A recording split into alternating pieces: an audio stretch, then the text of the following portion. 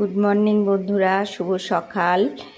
এই দেখো, আমি এই স্ট্যান্ডগুলো কালকে ফ্লিপকার্টে অর্ডার করেছিলাম, কালকে এসছে। স্ট্যান্ডের পরে এই আমার বারান্দায় যে ব্যালকনি আছে, এই গাছগুলো সব ব্যালকনিতে এইভাবে রেখেছি বন্ধুরা। আর আমার ঘরের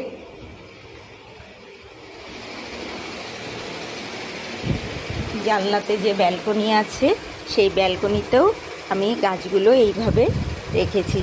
বলো তো কেমন লাগছে তোমরা? হ্যালো, এই দেখো আমাদের পাশে একটা বাগান আছে, সেই বাগান থেকে দেখো এই কচুর শাকগুলো আনা হয়েছে। এই যে পম্পাবাসী এসছে আমাদের বাড়ি, পম্পাবাসী আমাদের বাড়ি বহুত দিন ধরে আসে আর বহুত দিন ধরে কাজবাজ করে, মানে আমার মার ঘরেই কাজ করতো, রান্না বান্না সব করতো। এখন আর করে না, তবেও সম্পর্কটা আমাদের সাথে রেখেছে। এই যে সব কচুর শাক এনেছে দেখো, এখনও কুটে দিচ্ছে। কোটারোটা হয়ে গেলে কালকে ইলিশ মাছের মাথা দিয়ে রান্না করব, কেননা আজকে আমার রান্না হয়ে গেছে।